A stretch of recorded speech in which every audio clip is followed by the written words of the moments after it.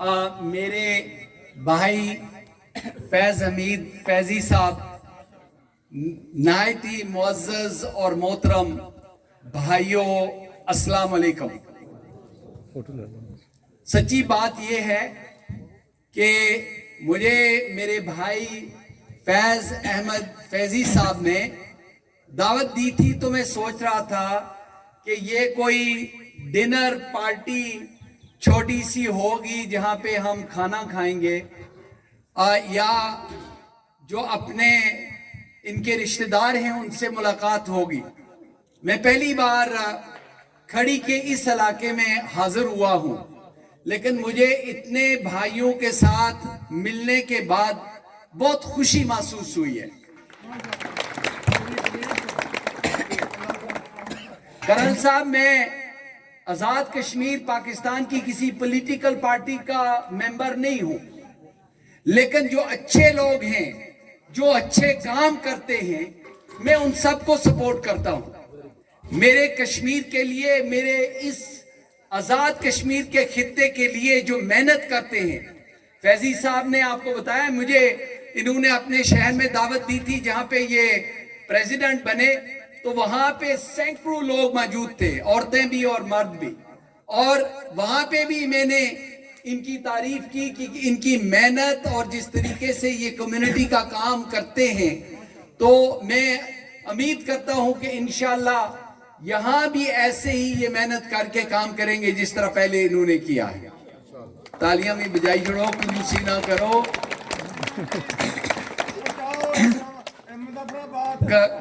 Colonel صاحب بات بھی تساں کرے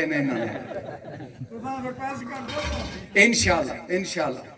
میں نے کہا کہ میں کسی پولیٹیکل پارٹی کا حصہ نہیں ہوں، ہو سکتا ہے مجھے کل کوئی اور بلائے، لیکن ایک بات میں آپ سے بات کرنا چاہتا ہوں۔ آزاد کشمیر کے میرے بھائیوں، فیضی صاحب نے بالکل درست فرمایا۔ یہاں کا جو بجٹ ہے، دو باتیں میں کرنا چاہتا ہوں بجٹ کے حوالے سے۔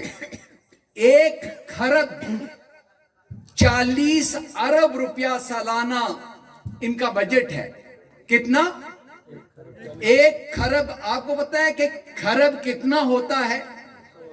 ارب کتنے؟ 40 ارب۔ لیکن اگر وہ دیکھے کوئی بھی حکومت ہو، کسی بھی پولیٹیکل پارٹی کی، کیا یہاں پہ کوئی ایسا معیاری نظام، ایجوکیشن سسٹم، ہیلتھ سسٹم، کوئی ایسا کوئی انسٹیٹیوشن بنایا ہو انہوں نے جہاں پہ ہمارے بچے پڑھ سکے؟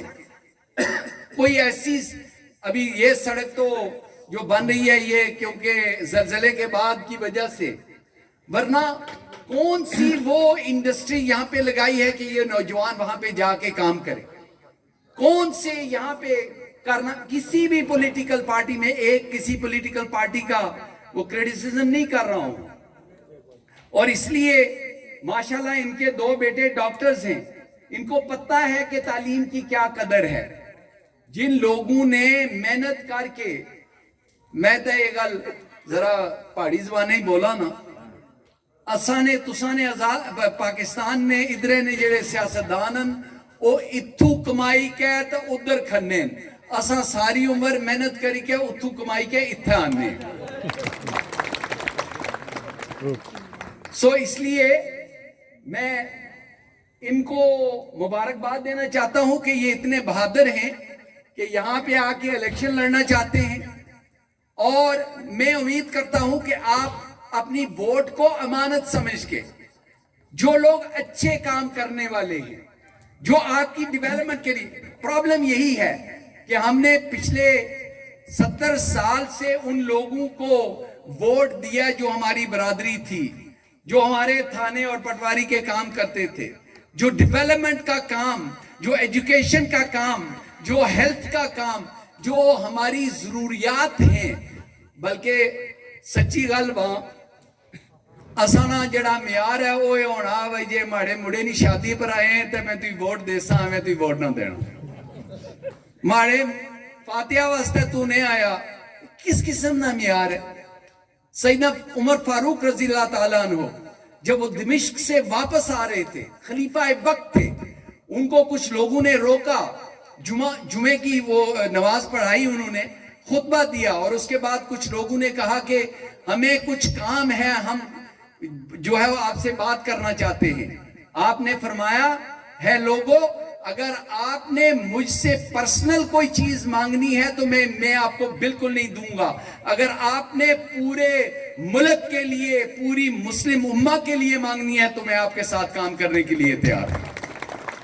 یہ معیار جو ہے اس کو بدلنا ہوگا. کشمیر کے حوالے سے یہی بار بار جو لوگ کہتے ہیں نا کہ یہ بیس کیمپ ہے, مجھے شرم آتی ہے کہ جب وہ کہتے ہیں کہ یہ بیس کیمپ ہے. بیس کیمپ کے لیے آپ نے کام کیا کیا ہے؟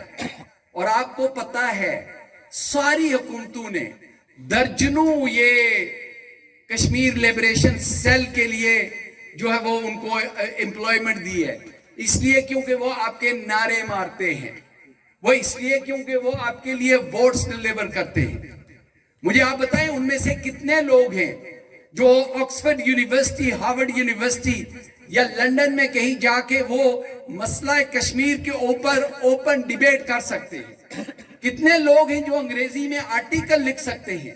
بلکہ صحافیوں کے لیے میں یہ کہتا ہوں کہ ہمارے پاس ایک سنگل انگریزی کا اخبار نہیں ہے جو گوگل کے اوپر ہر روز چڑھے, ہندوتوا کو ایکسپوز کرے, کشمیر کے اندر جو ظلم ہو رہا ہے اس کو ایکسپوز کرے, اور جو ہندوستان کی منافق ہندوتوا جو گورنمنٹ ہے اس کو ایکسپوز کرے. ہے ہی نہیں, سمجھ ہی نہیں ہے.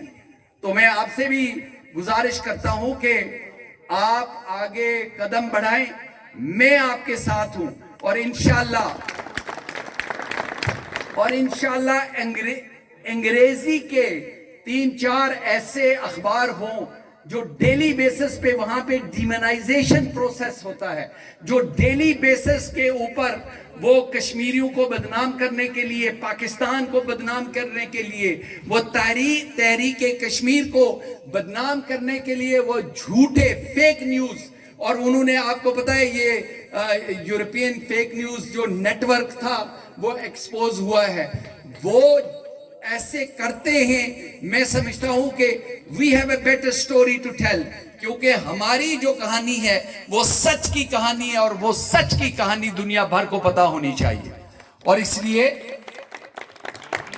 اس لیے ہمیں اپنے نوجوان جو جرنلسٹ ہیں ان کو ٹرین کرنا چاہیے, ان کو سپورٹ کرنی چاہیے, تاکہ یہ دنیا کے اندر, بلکہ اگر آپ میں سے کوئی رائٹرز ہیں وہ اگر لکھ سکتے ہیں تو کشمیر کے اوپر جو ہمارا نیریٹو, جو سچا نیریٹو ہے اس کے اوپر کریں. مجھے یاد ہے وہ جو بزرگ انگریز رائٹر ہیں جنہوں نے کتابیں لکھی ذوالفقار علی بھٹو کے زمانے میں, تو آج تک ابھی تک ہماری کوئی ایسی کتاب نہیں ہے کہ ہم جا کے, اور انڈیا جو ہے وہ جھوٹی کتابیں لکھوا رہے ہیں, وہ پیسے دے کے نیریٹو سیٹ کر رہے ہیں.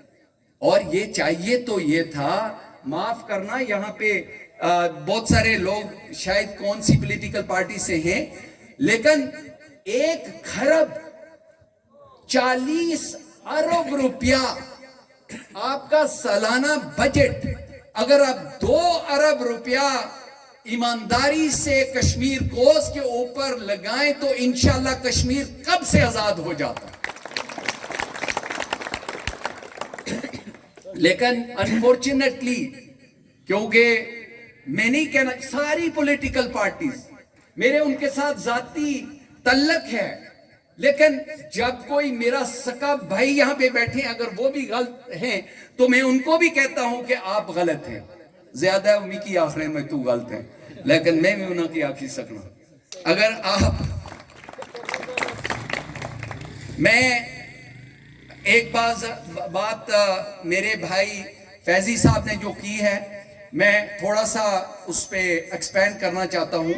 اگر اتھارٹیز نے یہاں پہ اے سی ڈی سی پولیس جنہوں نے بھی کہا ہے کہ آپ گیدرنگ نہ کریں, تو ہم ان احترام کرتے ہیں, ہم قانون کا احترام کرتے ہیں, لیکن یہاں پہ سارے لوگوں نے ماسک پہنی ہوئی, سب لوگوں نے, میں نے آتے ہوئے کسی کے ساتھ ہاتھ نہیں ملایا, دور سے اسلام کیا ہے, کیونکہ کرونا از ریالٹی.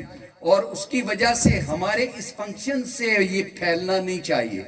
لیکن ساتھ ساتھ یہ بھی کہنا چاہتا ہوں کہ دنیا کا ہر سائنسدان یہ کہتا ہے کہ اوپن ایئر میں جس طرح ہم گارڈن میں بیٹھے ہیں وہاں ایسے جو ہے وہ کورونا کے وہ جو بٹس ہیں وہ اس اثرات ہیں وہ دوسروں تک نہیں پہنچتے. یا تو اگر آپ نزدیک ہو کے منہ سے وہ ہٹا کے کریں تو ان کو بھی تھوڑا سا جو ہے وہ سوچنا چاہیے. ویسے پریشر فیضی صاحب کو نیاز سے حسدان سمجھ کے وہ نہ کریں کیونکہ مجھے پتا ہے یہ بڑے دلیر آدمی ہیں, ڈٹ جائیں گے اور کبھی وہ ہار نہیں کھائیں گے انشاءاللہ.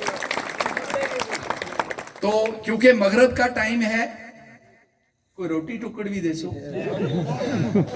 تو میں معذرت چاہتا ہوں کہ میں کرنل صاحب آپ کے ساتھ بیٹھ کے کھانا نہیں کھا سکتا ہوں, لیکن انشاءاللہ دوبارہ واپس آؤں گا کیونکہ کچھ دوستوں نے میر صاحب, صابر شاہ صاحب اور چودھری شاہد صاحب نے انہوں نے ایک دعوت رکھی ہوئی ہے صحافیوں کے لیے میرپور میں, اور وہ ایکچولی میرے ساتھ کھانا کھانے کے لیے آ رہے ہیں جس کی وجہ سے ہمیں جلدی جانا پڑ جائے گا.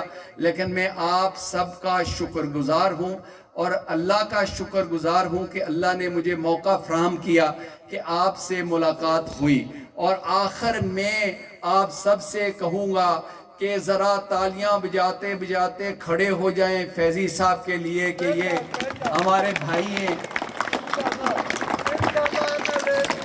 تھینک یو, بہت بہت شکریہ, تھینک یو ویری مچ. اب ہمیں اجازت دیں اور آپ انجوائے کریں. بہت بہت شکریہ.